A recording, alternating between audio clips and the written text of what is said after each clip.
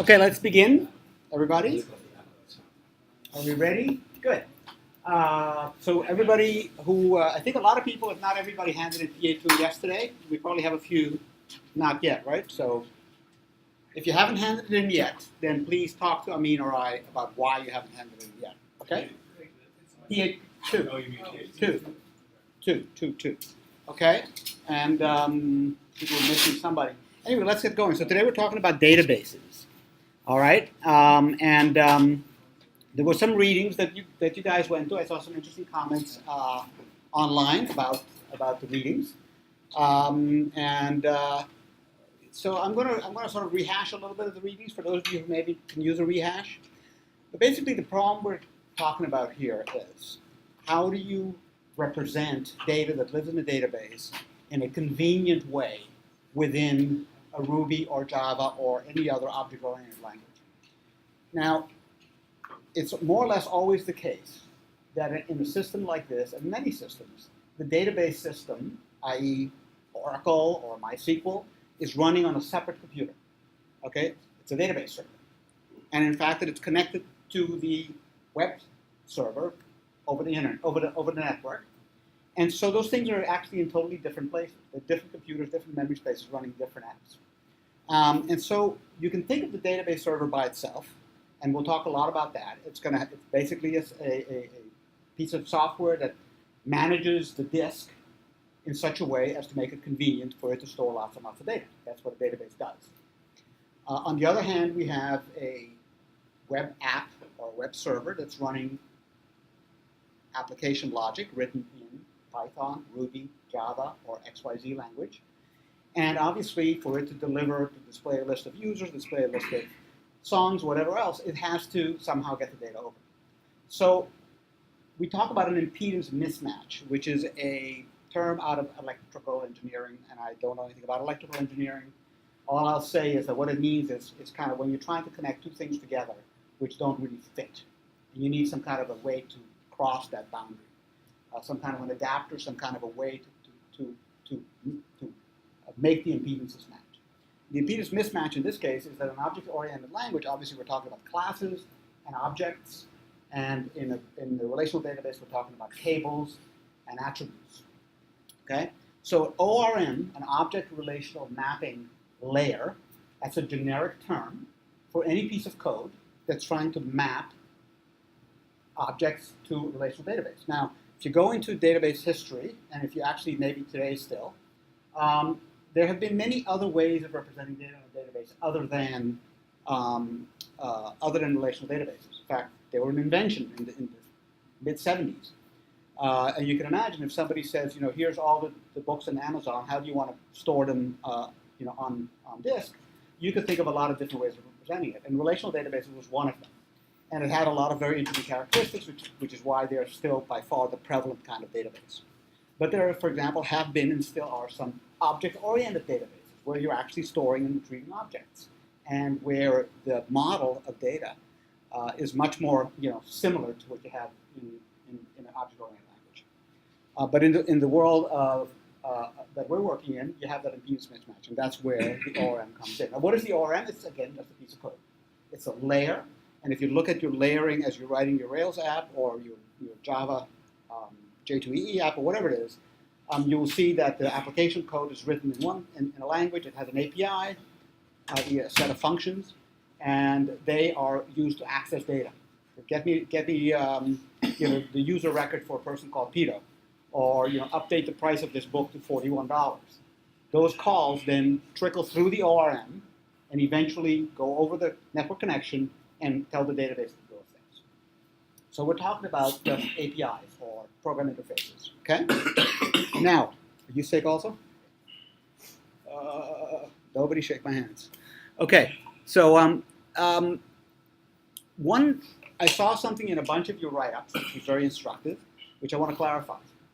So the active record pattern, as most of you realized, is one of a category of what they call software patterns or software architectural patterns, which are just ways of designing and solving certain problems that occur over and over again to the point where something established has been developed and This is one of them, the active record pattern. And it's one way to achieve the object relational mapping, which is to say that somehow we take the content of a record and we represent it to the program as an instance of a class. One important thing to realize is, by the way, I'm videotaping this whole thing because somebody else is not here because they're also sick. So if you feel like you need to bail out, it's understood.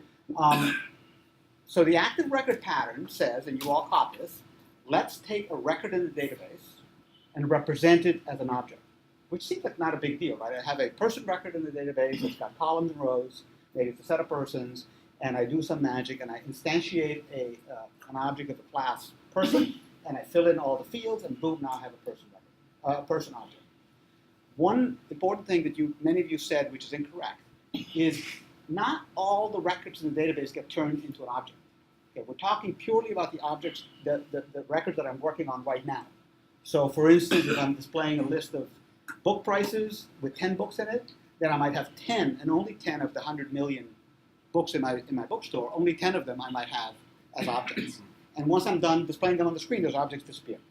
So there's not like a convert the whole thing. It's really on the fly. I request 10 records. The database gives 10 records as a table. The ORM says, blah, blah, blah, creates 10 objects and gives them to you. Okay? And so basically the active record pattern is very simple. It basically says, create an object that looks just like the corresponding table. Now, if you think about more complicated cases, you can see immediately that active record pattern gets more complicated very quickly. Because if I, for example, have a record that represents a book and another record that represents an author, then an author may have obviously many books. And if I request a record for the book, and I say, what's the author's name? Now suddenly we have two records from the database. Well, how do we connect them up? Do they become two separate objects inside the Rails app? Or are they one object with the array inside? So it quickly becomes more complex, okay? But it certainly saves you from a lot of trouble. Now, one of the things you read about is that somebody, I forget who it was, I think it might have been you, said, first time I met somebody who actually also, tell me about you, realized that there was a leaky abstraction. It was me, yeah. And I said, does he even know what a leaky abstraction is? So what is a leaky abstraction? It just like, I remember when I was playing with it, there was like a lot of issues with like getting the data that I kind of like wanted. Yeah. Like, sometimes it would just like get really messed up. Yeah. And I was like, So the term leaky abstraction is actually a very useful concept. So I'm picking on you a little bit, but I'm using it as an excuse to talk about it because it's something that comes up in a lot of different contexts. An abstraction, starting in the world of software engineering, is when we take something very complicated and we hide it behind something that makes it look much simpler. Okay, so I take I take something complicated like a database system, which is an Oracle system that runs on its own that actually costs like $100,000, and I have three calls that say open file, read record, print record. And so I'm creating an abstraction that says you don't have to know that there's an Oracle system back here. I mean, the whole operating system is an abstraction. Folders on disk, directories, subdirectories, they're all abstractions. They're making it look as if inside my disk there's these trees and containers, but they're really not there. They're fake. Actually, inside my disk there's a hard disk where I can store individual bits, and it's creating an abstraction. Now, a leaky abstraction is one. Given that explanation, can somebody render a guess as to what a leaky abstraction might be? And why? What do you think that's getting at? It's an abstraction where, despite the attempt to hide the complexity behind the abstraction, it turns out you need to know some stuff about it. So you suddenly need to know that, under certain circumstances, you need to know that behind these folders lie, like on Unix, what are they called? iLinks or whatever. There's these implementation details that suddenly leak through. A leaky abstraction is one that's not successful in totally hiding the reality that it's trying to hide. In the world of an active record model or object relational mapping, what it means, or I think in this particular context, what it means is that despite the fact that it's trying to make the programmer think that all the records live there as a bunch of objects, actually they live behind in a relational database that runs SQL and all this stuff, Now and then, you suddenly have to deal with the fact that it's a relational database. Now and then, you have to know, just to make sure you create a key. Now and then, you have to make sure that the nils are handled correctly, because you're running an Oracle which handles it differently. So that's a leaky abstraction. That's one of the problems. And somebody else asked in their comments, which I think are very useful. Why is it then? How come is it then that if Active Record is so cool and useful, that they can't make it so that the programmer is 100% insulated from the fact that there's a database back there? Why do you sometimes still have to be aware and fall into the lower level programming, right? Anybody have a guess on that? Yes? Because there's a connection between the object and the database Yeah. that has to be maintained. It means if the database changes, the object has to change. Right. And if the object changes, the database has to change. Yeah. And, for example, the record in the database is deleted. Yeah. And you're still handling the object that you get out of sync. Right. The sync has to, Yeah. has to be replaced. So that's an example of a leaky abstraction. Suddenly you can't pretend that actually these objects that are individual, that look like person as objects of class person are just there. You have to suddenly realize actually there's a record back there, and actually somebody else might have deleted that record. And actually this instance of this person that I have as an object is no longer valid. That's a specific reason. The more general, yes? I was just going to say there are many ways, depending on the tables, that you can go in tables and Yeah. use those relations. Yeah. So if you don't have abstraction for every single variation you possibly have and has a way of organizing them, Yeah. at some point you're going to have a query you want to execute that there's no object for. Yeah, that's true too. Yes. So what's actually funny is I was working a lot with an object relational model in a PHP framework over the summer. I didn't even realize it until last night when it kind of just like dawned on me. Oh, that's what I was doing. Yeah. That's cool. So one of the things that I remember from when I was working with it was actually running a query on the database, especially because they're not always in the same system, is much slower than just manipulating an object. So you can't just manipulate the object directly and expect it to update the database every time because of the performance. Right. So having to do like a save and load Right. is important. Right. But that's where the pure abstraction, the perfect and unachievable abstraction, would have you not even think that there was a database there, because everything would work. You wouldn't have to save.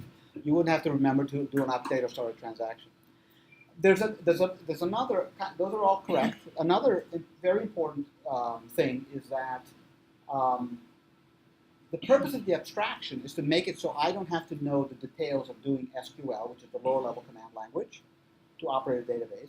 And in particular, I don't have to know how to operate an Oracle database versus a MySQL database versus a SQLite database versus a ... database, because they all are made to look the same to me. However, the problem is that each of those databases, even though they all follow a standard, so-called, of being a SQL database, will have some bells and whistles, some features that the other ones don't have. Why do they have them? For competitive reasons, right? If every database does exactly the same thing, then how is Oracle going to charge $100,000 for the thing I get for free from MySQL?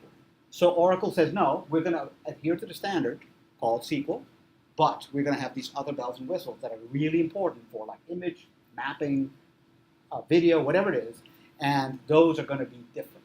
So as soon as you allow that the databases that are all trying to be hidden behind this abstraction are a little bit different, suddenly you'll discover that the abstraction layer can't 100% make that invisible.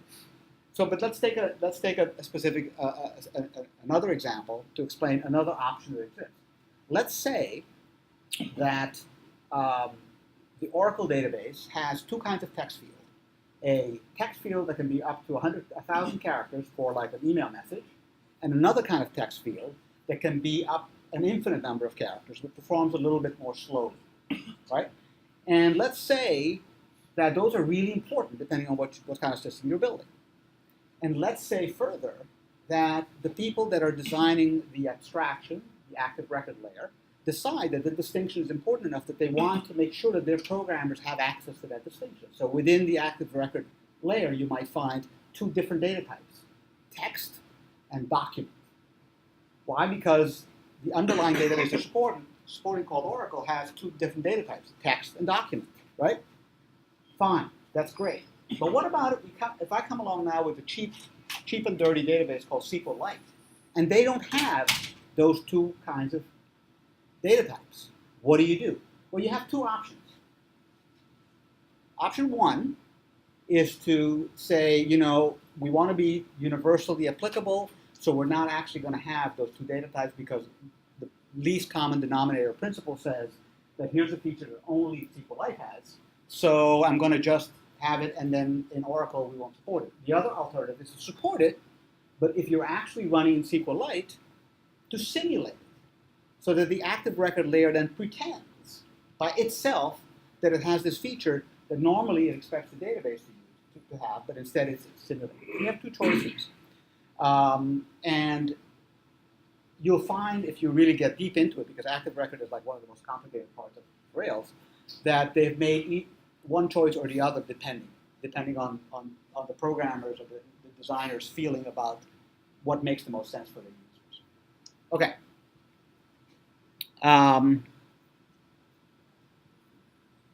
Okay. So, I'll leave that for a second. Okay, I'm going to go now. I'm going to get really down and dirty. We're going to talk about data modeling.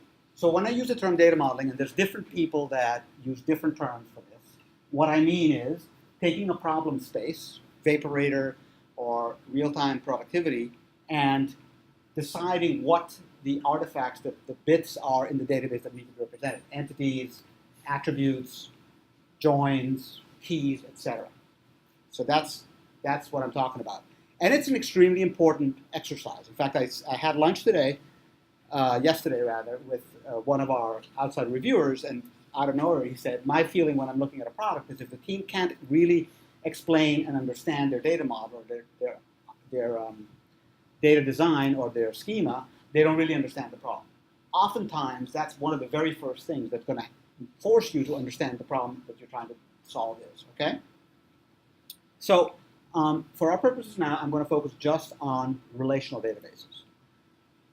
But before I dive into that, I'm going to talk briefly about a whole different kind of database called NoSQL.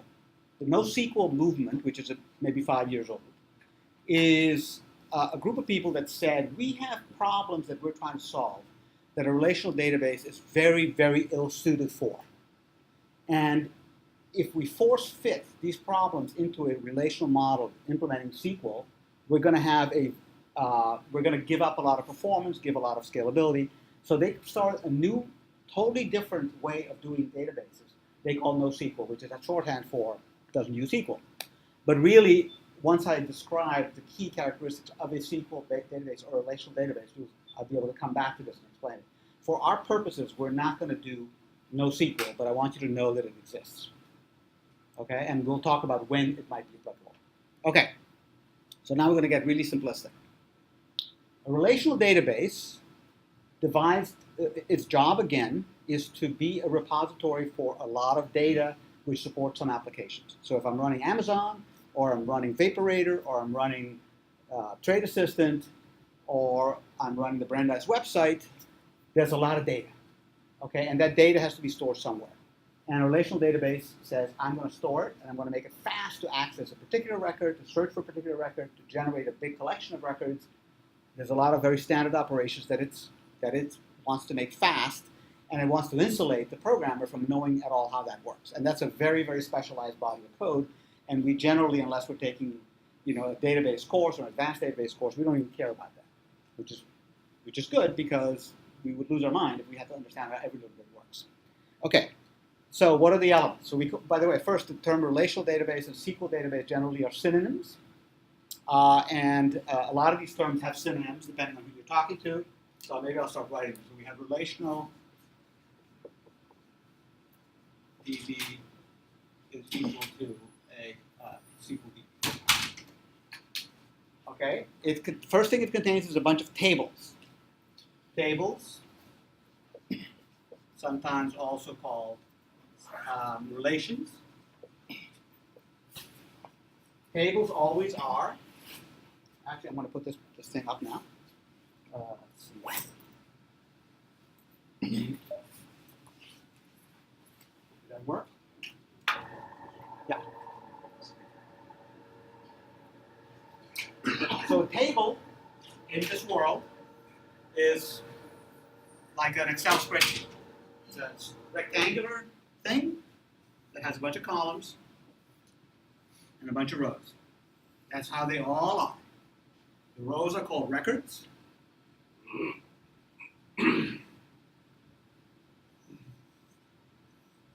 Database may have between 0 and an infinite number. Yes, infinite. And then there's columns,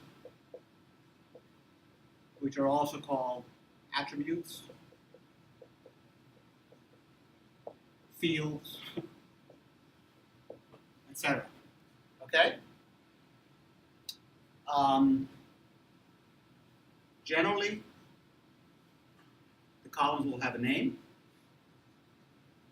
and a data type. Okay? The data type, we're already in the first place where we're touching the issues of dealing with different databases made by different vendors. They all will have, by the way, stop me if you're confused, if I'm going too slow, if I'm going too fast, if you have a question, if you disagree. As usual. We always have integer, we always have text. I would say we always have Boolean, we always have date, we always have non-integer. But then there's variations. But you need to know, let me put it differently. The ORM, see, because if we draw the world like this, I'm going to pretend Rails is the only thing that exists. We're going to have Ruby code, which is Rails, which is connected this way to the ORM, which is Rails Active Record, which is connected to the database.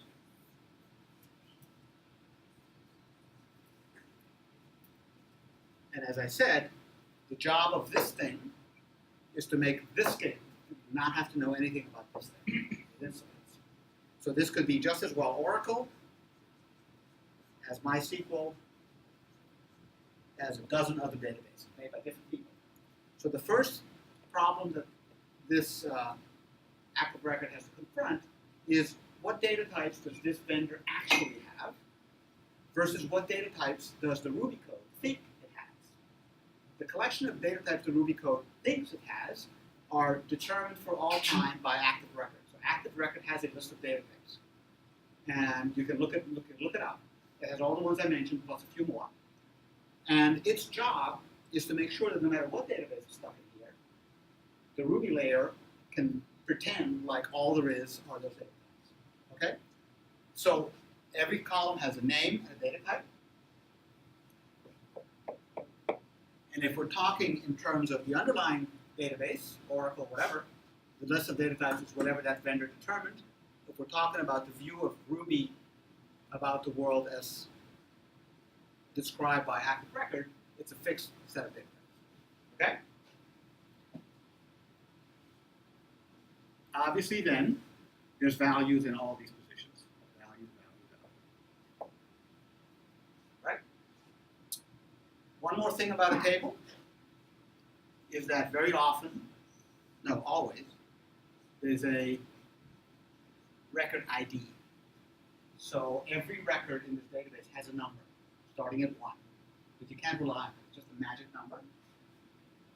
Now, if a database like this has 1 million records, which is very easy to have happen, and I ask it for all the records which are, name is Smith, it can produce that answer extremely fast. Obviously, it's not simply going through all the records, right? What is it doing? What is it doing? How can it give me all the names Smith really fast when I ask for all the Smiths? Yeah. Equals and get the records where the name is Smith. But how does it find them really fast? Out of 1 million records, there's 3 Smiths. You know the answer, I'm pretty sure. In 1 million records, there are 3 Smiths. You? I have No idea? Okay? Okay? Yes? I don't know for sure, but maybe it uses some sort of hashing algorithm to connect the name or value to the ID or whatever. Absolutely. Yeah. Yeah. I mean, the more generic term is there's an index. What's an index? Okay. Imagine I give you a box of 1 million records, and you have a very fast human assistant, and that person is asked to make a quick answer to the name Smith. So what does that person do? They laboriously go through every record by hand, and every time they find a new name they haven't seen before, they take a 3x5 card, they write on it, Salas, record 41, put it down. Next record, Salas again. Oh, great. Take that card, Salas 42. Good. Now comes somebody whose last name I know. I don't know any of your last names. Okay, so Smith. Oh, I haven't seen Smith before. I'm looking through 1 million records. Smith, take another 3x5 card, put Smith on it, he's on record 71. And you go on and on and on. So what I've done is I have 1 million records over here, as before, with their names, addresses, credit card numbers, and so on. And I have this small box of 3x5 cards, which has only like 190 cards in it, and there's one card for every unique last name. And if I take a card out, it's going to say Smith, record 41, 42, 43, and wow, suddenly this is really fast. Suddenly I can very quickly figure out who Smith is. Yes? And so presumably it does that for everything else too, where if you want to say I want to find everyone with a credit card number, Right. blah, blah, blah. Right. Doesn't that take a lot more space to sort of having multiple copies of It does. the same thing? It does. And a whole industry is built around solving that problem. And the PhD theses galore. Obviously, that's true. And I'll get into that. But you understand the very, very simple mechanical way I described it. So what I created here is the database with users and a little box marked last name index, or last name key, whatever. You got a question? So every relational database works like this? Yes. Now there's umpteen different. Nobody actually does it with 3x5 cards, but there's. I mean, you may have learned about B trees and trees, TRIEs, and there's a million other things. It's literally a huge and deep part of computer science. Was there a hand up there? Yeah. We go through the keys. The what? We go through the attributes that are keys. Yeah. They all have distinct values. Yeah.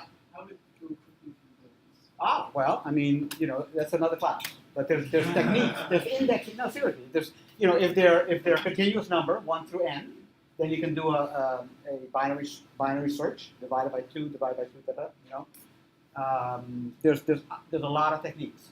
It depends a lot on the pattern of the underlying data. For example, if it's documents, if it's text, if it's like paragraphs of text, but I want to be able to search on a word, I might take a document and pull all the words out, unique words, and put them in the 3x5 card. So it depends on what kind of search you want to permit and what the data type is and value that you're trying to index. So the overall concept is indexing. And in fact, okay, so that's the way they all are, and the database is expert at, when I go in and change my last name from Smith to Jones, to make the change to the 3x5 cards go very, very fast. And when I select 100 people and change their employment status from true to false, there's a different algorithm which does that very, very fast. Okay, so that people have really invested massive amounts of effort in making index management or key management efficient.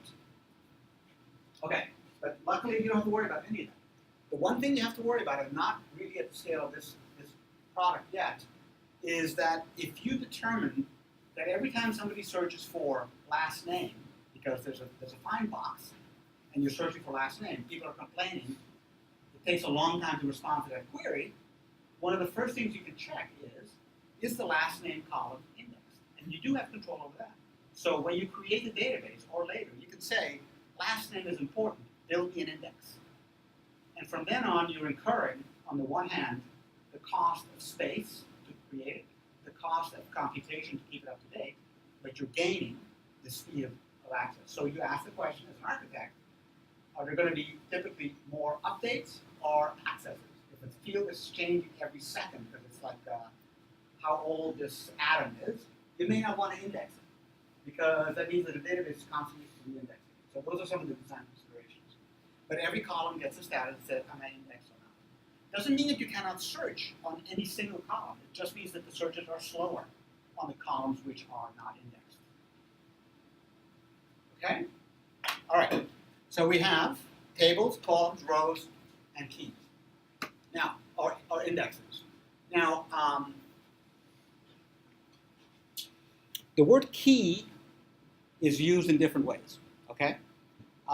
Usually, it means one or more. I don't want to get into it.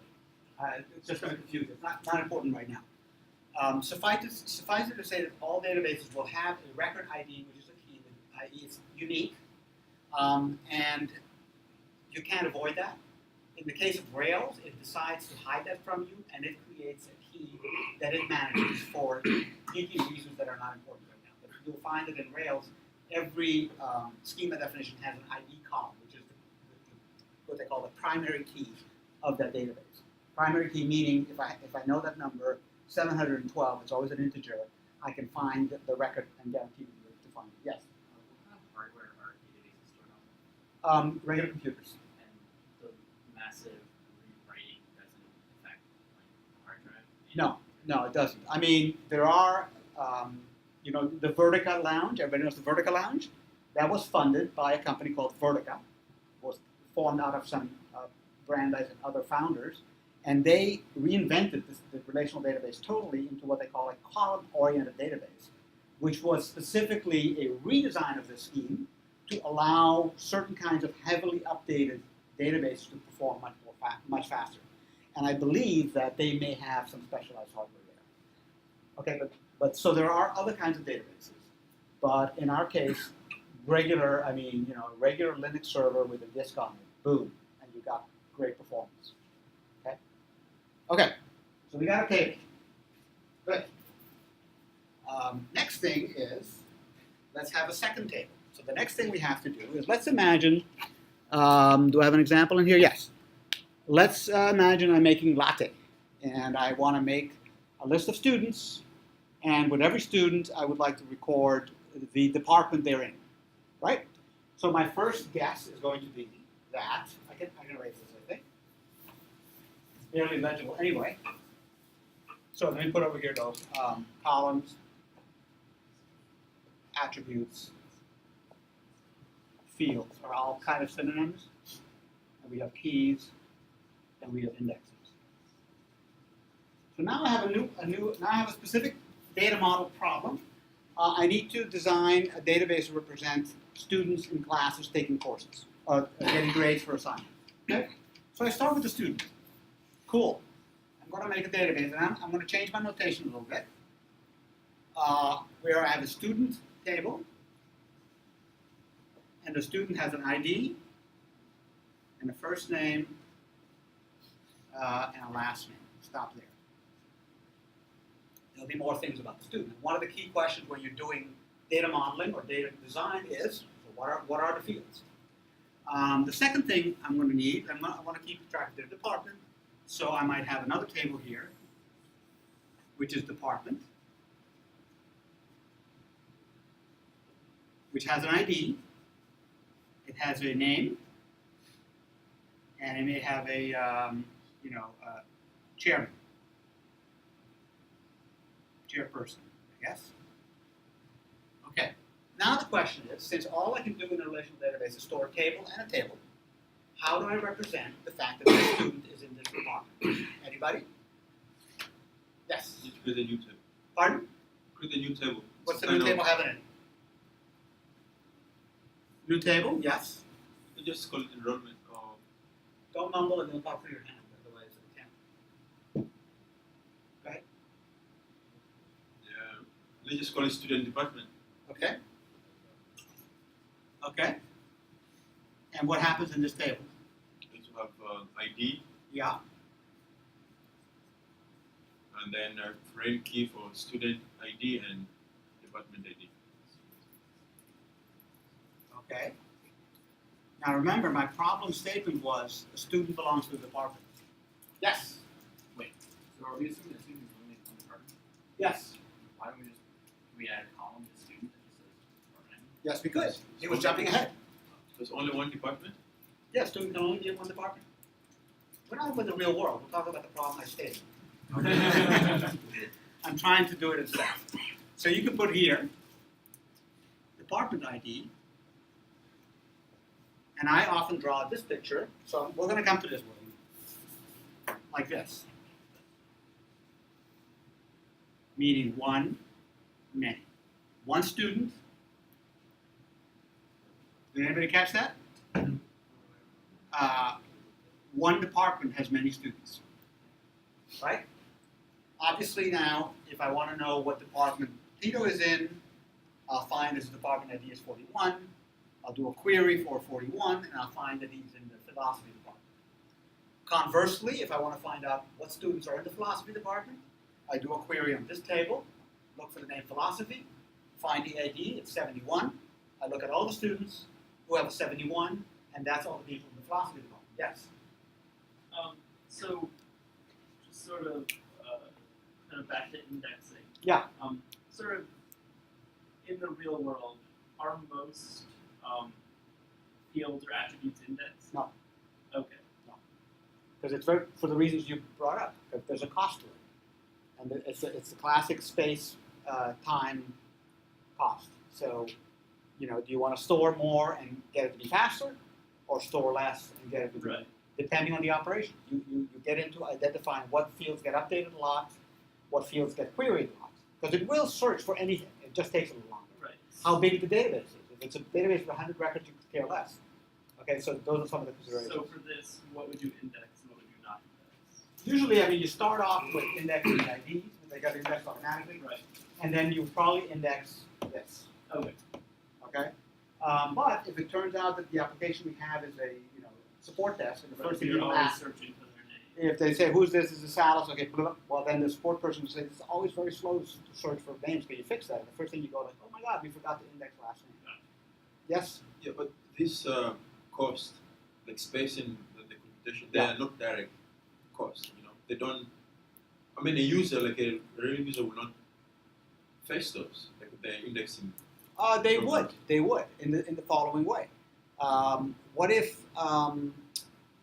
the whole server slows down? All queries get slow because the database server is updating indexes because fields are changing all the time.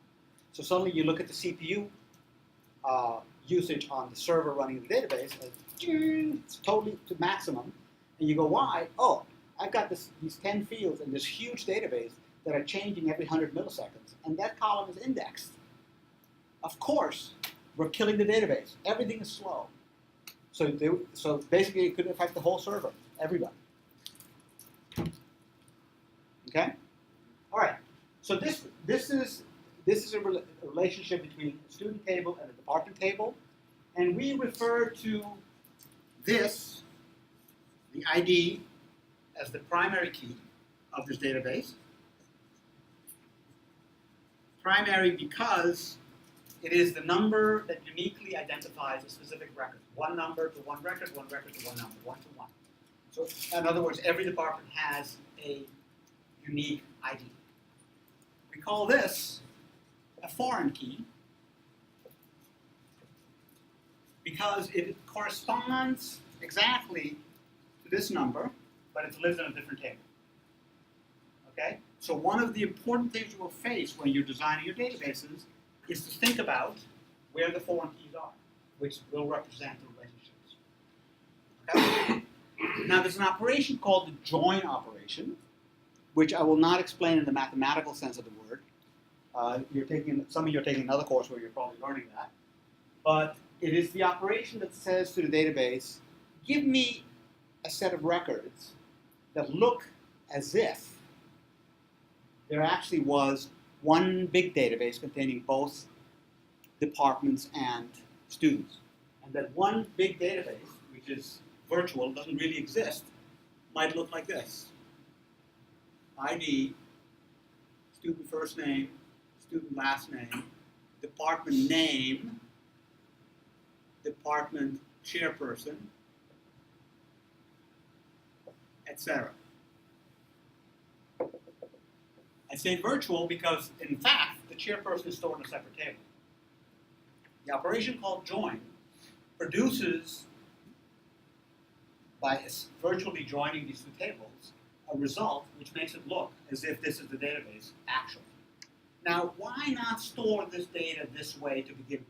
Why have two tables? Why didn't I actually put as fields here the department name, the department chairperson, and so on? Yes, why? Any idea? I missed the question. Oh, okay. So the question is this. So notice that I have a student record, and it has department ID, which points to the department. The department has other information like department name, chairperson, on and on. You know, the number of students, the number of majors, whatever else. Why did I? What's the point of dividing it into two tables? If I could have one table and have the student name, the student first name, last name, their department name, the chairperson, and on and on and on. More and more records. That way I don't have this problem. Why not do that? When you're making a query, you won't need all of that information. Right? That's one important problem. Yes. Don't repeat yourself. Yes. And what would be wrong in this case with repeating yourself? What kind of problems do you set up for yourself? If the chairperson changes, Yeah. you change it in two places. Exactly, or n places. Worse than that, yes. You have students, but if you have a different faculty that's going to be in a department, then you have to create a separate table with all the department headings in that one too. Right, right. There's two more problems. Yes. Well, I know you're just going to be taking up a lot of space and things that Yeah. you don't necessarily you're going to be repeating. Yeah. A lot. Yeah, that's kind of the same as what he said. Yes. Like a lot of abstractions, you want to more closely represent the business logic of something. Okay. Pretty good. How about back row over there, you guys? Did you hear the question? Huh? Did you hear the question? Did you hear the question? Okay. I just was checking. It wasn't just that you didn't have the answer. You didn't hear the question. Is that Facebook or is that the class? I'm not sure. This is database design. Okay, good. So the question is, why not? What are the problems you get into? I'm asking you guys, either one of you back there. What problems do you get into if I listed with the student's first name, last name, also their department name, chairperson, and other properties of the department? We also heard a couple of things. We heard repeating, so that's waste storage space. Performance, if I change the department name, I have to change a bunch of records. Any other problems that you can just imagine would happen in this case? Yes? Inconsistency. Yes. Ever heard of a database corruption? My database is corrupt. Got to repair the database? Often it's this kind of thing. You know, suddenly the COSI department has 3 different chair people because 2 stragglers never got updated. So inconsistency and therefore problems. And I had one more. Yes, help me. Maybe access restrictions. Meaning? Like maybe some people, some employers are allowed to make changes or even to see the student table, but not allowed to see Yep, okay. the department table. Yep. One more. How about if I had a department with no students? Where would I put the name of the department? Where would I put the chairman of the department? You're screwed, right? Anyway, so that's why this is the characteristic of good relational database design. Now, you'll find as you dig through your own application that there's some gray areas where you're going to argue, well, this should be a separate table. Somebody goes, no, it shouldn't be a separate table. Why is it a separate table? So it's not cut and dry. But by and large, if you find a relationship like this, students belong to departments, you end up with 2 tables. Now let's complicate it the way William did. What if a student could have a double major? That could be in more than one department. How would you do it in this scenario? If a student can be in more than one department, what could you do? Before you added a table, what could you do? You could add, Yeah, go ahead. You have it. you could add extra columns for department IDs. Yeah, exactly. You could have first primary major, secondary major. And what happens if you do that? You have to artificially restrict the number, which may be fine. May be perfectly okay. Yes? Make the student ID and department ID both are the primary keys Of what? of the student rate. In that table, you Yeah. get the student ID and the department ID both are primary keys. How would that work? Go further. Then the student have the same ID but have different department ID, they could still exist in that table. I see. So you end up, but now aren't you repeating now the student's name and last name every time? Yeah. So you have the redundancy problem there. The general approach is like Yeah, that's another approach, yes. The key problem with this is that I have to artificially, quote unquote, decide that there's a maximum of so many department majors, which may be fine. If, however, I take something a little bit more general, like students and classes, now you can make that argument. I mean, basically, if I say there's a student record with a student ID, and there's a course record with a course ID, obviously one student can take many courses, and one course has many students. Now I can't go put extra things in here. So well, some of you know exactly what you do. Go ahead. How do you handle this? Create new tables like majors or takes. Mhm. And it only has two fields, the student ID and the term ID. And Exactly. both of them are private key. Exactly. So this is the takes, enrollments. It's called enrollments. ID, course ID, and student ID, right? Now, it's a pattern that you'll see all the time. So don't try to, well, you can try to be intellectual about it, but remember the shortcut. If there's a many-to-many relationship, this is many-to-many, many students can take a course, and one course has many students, so there's a many-to-many relationship. You always create an additional table to contain the many-to-many relationship. That's the way you do it, okay?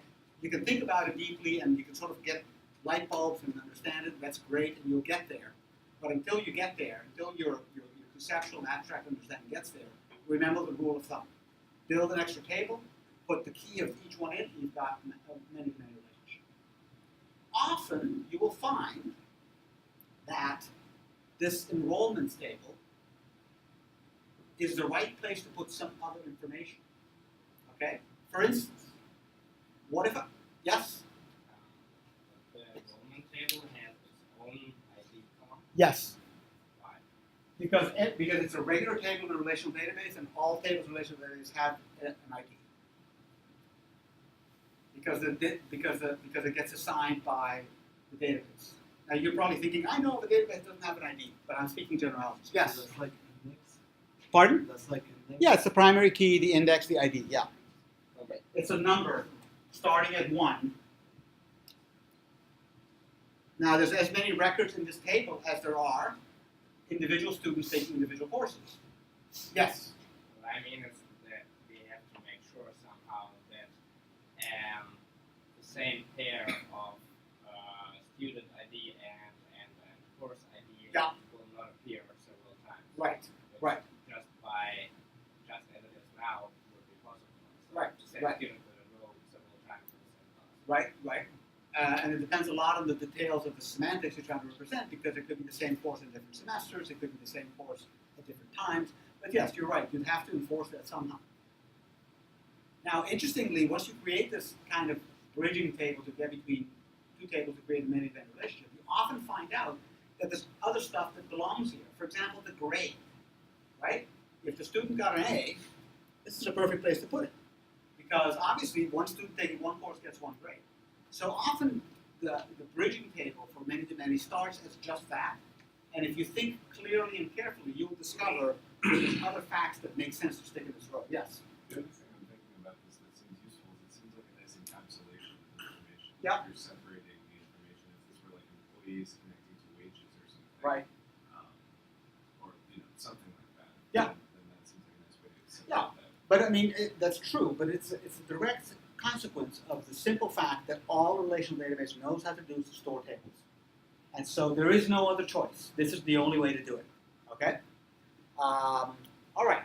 I'm going to pause here because as usual, I'm behind, which is fine. And I'm going to change. We're going to play a little game. I want you to pair up with somebody who's not on your team, somebody who's near you, whatever. But everybody pair up with one person, please, and design on a piece of paper what the data model would be for a music management app like iTunes. So you have tracks, you have records, you have albums, you have artists, and so on.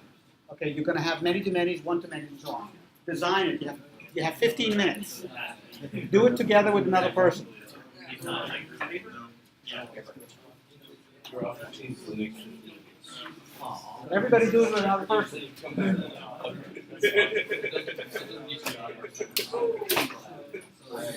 If you have any questions about the details of how my music system works, just ask me.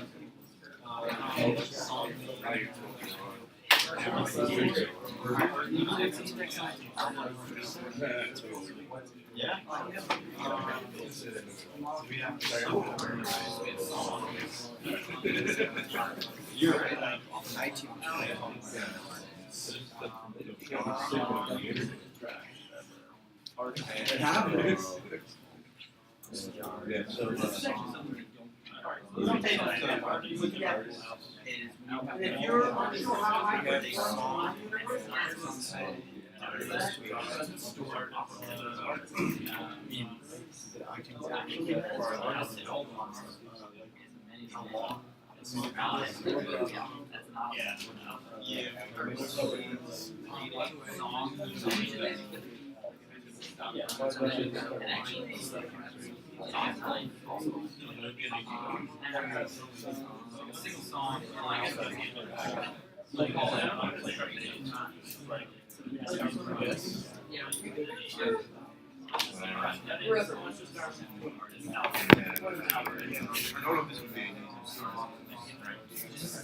Look here, everybody look here.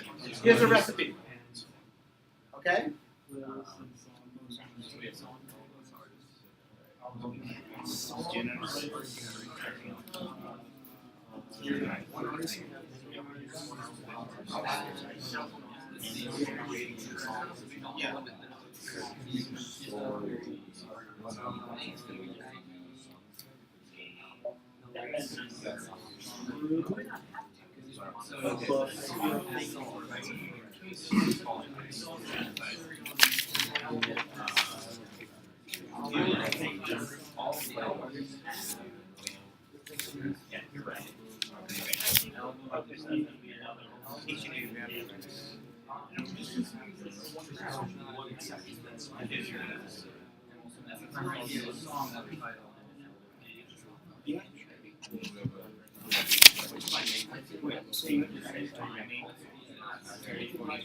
I want to have artists and I want to have genres. Now it just got complicated. You want to know both of them? I want to be able to find all the songs. Huh? Yeah. But be careful. I didn't say I have to have an album hit. I said I want to be able to find out all the songs on the album. Which are slightly different songs. In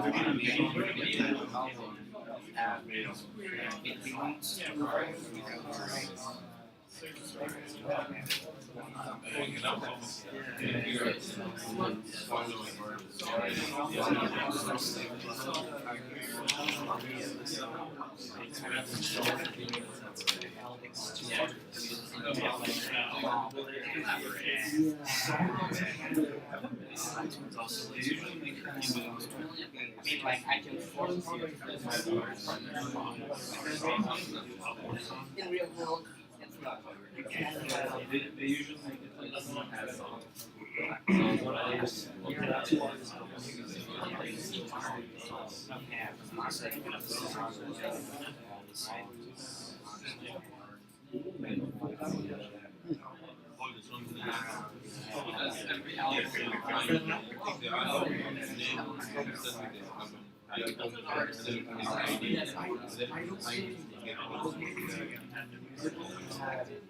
I know him as Star Trek album person,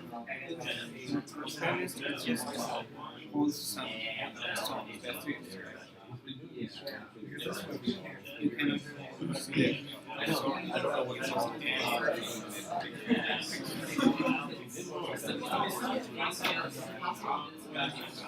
No, it's not. You can get a bunch of albums. We can have You have tracks on the songs.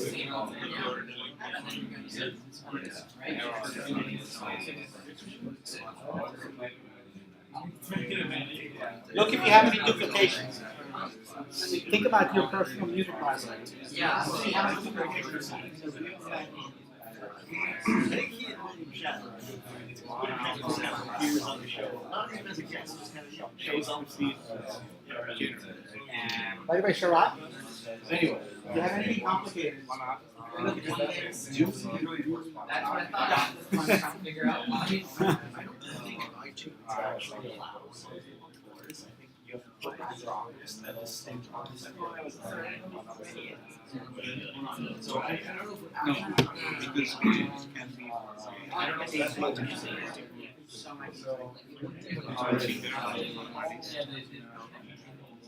Yeah.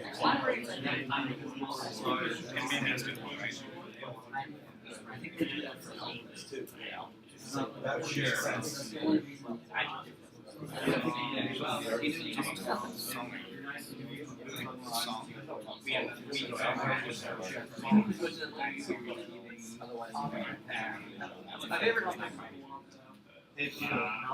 Yes. For example, if Nike Yeah. someone changed something.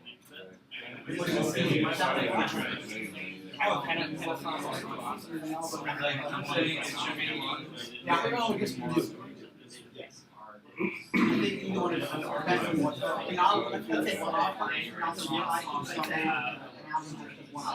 So for our program, I mean, like the song that has a little but the album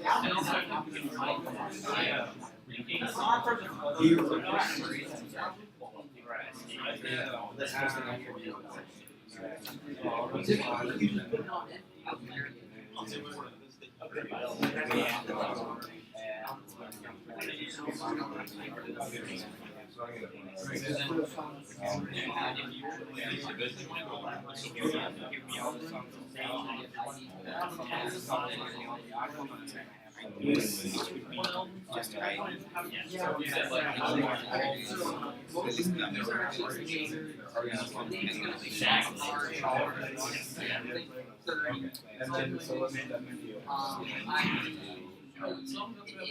You guys done?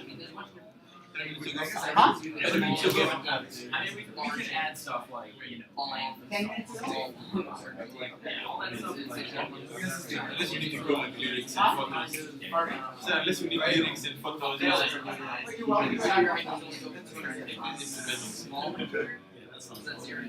Let's say.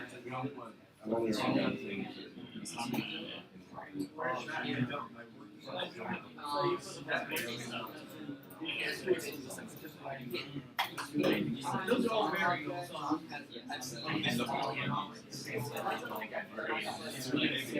know, right?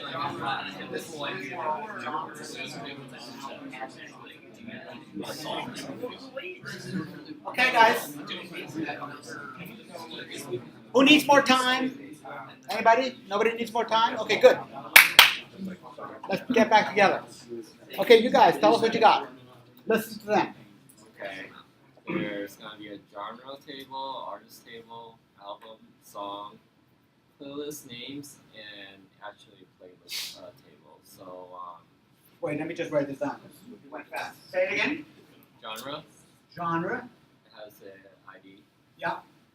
And it has a type. Yeah. Then artist. Yeah. ID. Yeah. And name. Yeah. Then Next. there's an album. Yeah. ID and name again. Yeah. Then songs. Yeah. There'll be an ID. Yeah. And then it'll be linked to album ID, artist ID, genre ID. Yeah. And also contain name and rating. Yeah. Yeah. Then there's a playlist name table. ID and Yeah. a name. Yeah. Then there'll be a playlist name table. Okay. Then there'll be a playlist Yeah. table with a playlist name ID that's linked and song ID that's linked to the song playlist name. Got it. Okay. Good. Any comments about this? Anybody have a critique? Yes. Just one. So we decided that artist to song could actually be a many-to-many relationship, and it's something that iTunes messes up a lot. Yeah. So we created an extra table called Collaborates On, which is how we link song title and artist name. So wait, let's go slowly through here. So you have a song. We have a song, They have an artist ID. but it can have multiple artists. It can have multiple a single artists. song does not necessarily have only one artist. Right. So we didn't have an artist ID on our song. Yeah. Instead, we use this table Collaborates On, Yeah. which has the song ID, I Yeah. guess we'll use that, and the artist ID as the as the keys. So that way you could have a single song have multiple Yeah. artists and multiple artists have and a single artist have multiple songs. Got it. Okay, fair enough. I saw another hand. Yeah, likewise, I also think the logic is, I think a song should also be able to have multiple genres. Uh-huh. Because you could have a song that falls into Right. genres. So likewise, a connecting table between songs. Okay, good. Yes. Just the naming conventional stuff. I would let the playlist name sync via playlist, Yeah. and the table below be something like playlist underscore song. Yeah, I agree with that. I noticed that same thing too. Why are you laughing? So we were just talking about naming Yeah. convention, and we were doing something very similar. Yeah, makes sense. Yes, go ahead. Interestingly enough, when looking at the iTunes thing, Yeah. they have song name, but they also have song name sorting. Yeah. So, What the heck's that? well, what I think it is like if I have the artist Adele in song name, Yeah. and if I put like Eminem in song name sorting, when I go to my iTunes library, I can hit Eminem, and it'll show the song by Adele in there, right? Uh-huh. Is that what that does? I never so understood it'd be it. interesting if we could put that into this too, because Yeah. it's obviously important for some reason. Yeah, I agree. I don't. Anybody know what that field actually? Pardon? If you don't know what it does, is it that important? It's obviously important for some reason. Yeah. For some Well, sometimes it does something so subtle that you can't express it, but if it wasn't doing it, you would notice it. Does anybody know actually what that sorted fields does? I don't understand what he asked. So basically, if you look in iTunes, there's two different properties on the song. There's title and then sorted title sorted. And it could have different titles. I always thought that the thing may be called like, welcome to the latest, 2013 music about blah. And when you sort it, you don't want to have it under W's. You want to have it under something else. And so you have a second title. But I never really understood that. Yes? I mean, I would guess, I don't actually know, but it could be for titles that have like the word the in front of them. Yeah. Or like start with symbols and quotations. Yeah, certain exactly. words. Yeah, it could be that. Yeah? iTunes already ignores the and But not like iTunes already numbers. ignores. George? Yeah, I have those. So anyway, so the point is not to discover this detail. The point is to realize that there's subtle nuances about the way you want your product to work that maybe the user is not even able to articulate, that end up making a difference in your data model. And in this case, they must have had a bug somewhere. Somebody complained, I can never find the songs because they go in the wrong place. Oh, we have to have it. No, I think it's kind of a kludge, but anyway. Yeah. A common idiom seems that we need an ID field. Is that always the case? Like, or is there a time where we can rely on one of the fields being unique identifier? Okay, so George was kind of alluding to that too. Most data, there's two different things that confuse life here. First of all, most databases inherently assign an ID field to every record, but that ID may be, start at a strange number and end at a strange number, or be a strange format. And so Rails, on its own accord, always creates an additional column that's a regular column that they call ID, which they stick in a number starting at 1. Okay? There probably are databases out there that don't have an ID of that in that sense. Okay? But you can always find an exception. For our purposes, you will see that every table you make in Rails has an ID field supplied, where you can say things like, I want to index it or not, whatever else. Yeah. Question? I think we should need another table with Yeah. source. Uh-huh. The source ID and the URL of maybe the stream or the file Uh-huh. on the disk Okay, so you want to add another table called source. resource. Resource or source? ID and the URL. And then what? Where is this? Because when you want to play a song, you find out where the file locates. Sure, but where would you? This is by itself, or is it connected in the other table? The ID is the song ID. It's the song ID. Yeah, Okay, so I'm going to ask you a question. why is this not just a field of the song record? Why is it just not over here, the URL? Maybe you want to separate song information from the resource. Okay, maybe, yes? Also, there are two types of playlists. So, sorry, speak up a There are little. two types of playlists. Yeah. One's automatic. Very good. And the automatic one is updated by the field, Right. such as date added Yeah. or year. So Yeah. if it has 1990 to 1999, Yeah. it will go to 1900. Yeah. But you can modify it so that it's Right. So both these questions bring up interesting design issues. Okay. One design issue is it always is there ever a use for having two tables which have a one-to-one relationship? In other words, you know, a little record that says home address, and actually the only place it's used is in the user, and so there's a one-to-one relationship. The user. So, for instance, I have a table called users. And in here, there's an address ID. And then I have another table called addresses, which has an ID. And in fact, it's 1-to-1. There's one user for every address and one address for every user. You could argue in your design discussion, these should be all one table. Yes?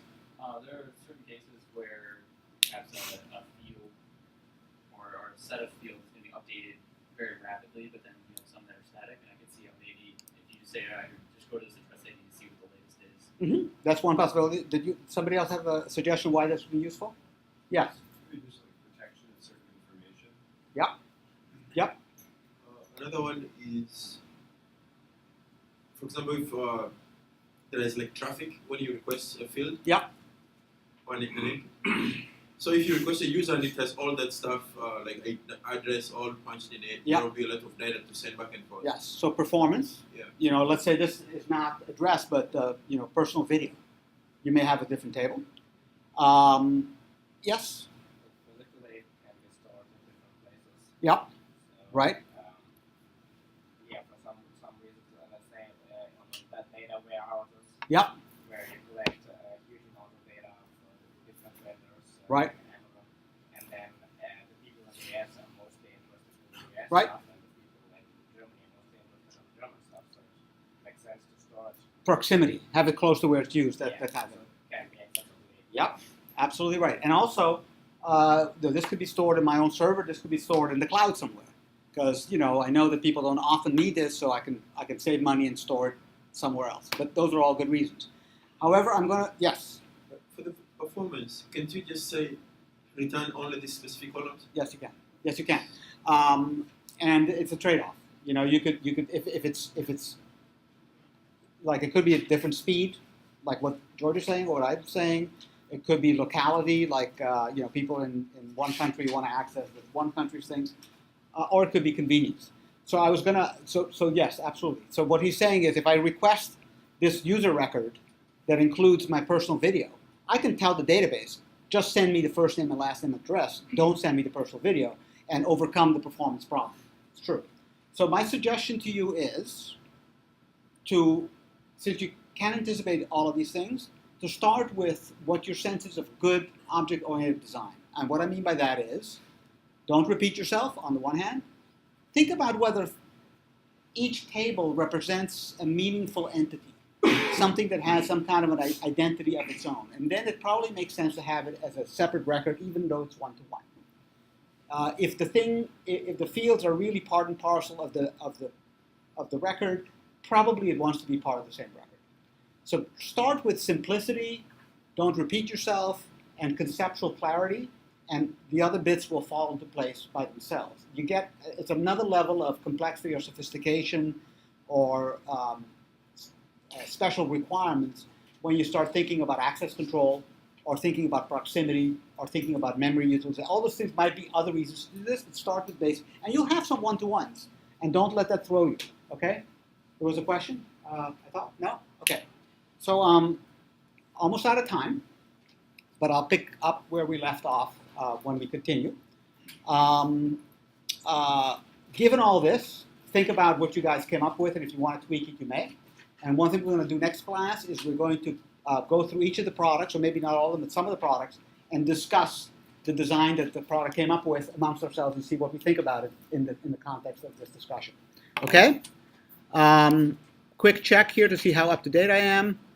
First of all, the next one, the homework is there. For Friday, read chapters 5 and 6. Anyway, you can read it. It basically is coding and showing that you can make it through the chapter and get stuff to work. Continue to work on PA3. And for lab on Thursday, we did that. This is incorrect. I'm going to update this. Okay, so this is going to be different. I'm probably going to be talking about preparing your portfolio. So, a couple more things. Everybody know that I have office hours Thursday morning, 10 to 11:30. Is that, how many of you just can't make it because of conflicts, and do you want me to change it? Okay, most of you can make it. So I'm available. I'll be in my office 10 to 11:30. You don't need an appointment. Just come by. Although if you come by, you'll find me with somebody perhaps. If you want to make an appointment, that's fine. That's one. Two, I've set the date for the first outside reviewers meeting for 2 weeks from Thursday, so right after spring the break, whatever it's called. And you are going to be getting probably on that's what we're going to do on Thursday, is talk about your portfolio and what goes in it. Okay? Yeah, that's it. Any final words of wisdom? I think we actually, according to this, we have another few minutes. So, yes. So just a quick question of, what's your office? Oh, it's Feb4, Yep. 131. 130. Yep, yep. Who is not? I don't say that. Forget that. Who would like to have another coding session? Another screen share coding session? Yeah, You? some of us still missed the first two. Okay. So yes. You would like to have another one? Okay. So one person. Anybody else? Everybody else good? Yeah, 2 people. Okay. Okay, good. So we'll have another one. This week sometime. Okay. Tomorrow's a snowstorm, so I won't be here. I don't know if you're going to be. I forget. You're not going to be here either if it's a big storm, right? But either Thursday or Friday we can schedule it. Okay, great. So it's okay if it's only 3 people. What? Okay. Another question. Are we going to? Hey, hang on, guys. We're not quite done yet. Yeah, go ahead. Are we going to make like the ORM for our products? No. You get that for free. I'm going to show you how to use it. That's the active record. I'm going to show you guys actually next class, Friday, how to take your drawings and turn them into code. Okay? And we're going to talk about a lot of interesting, you can see, there's a lot of cool stuff to come. Implementing the database. And I have a whole list of actual pragmatic things to do code-wise. Okay? Anything else? Okay, thanks, guys. So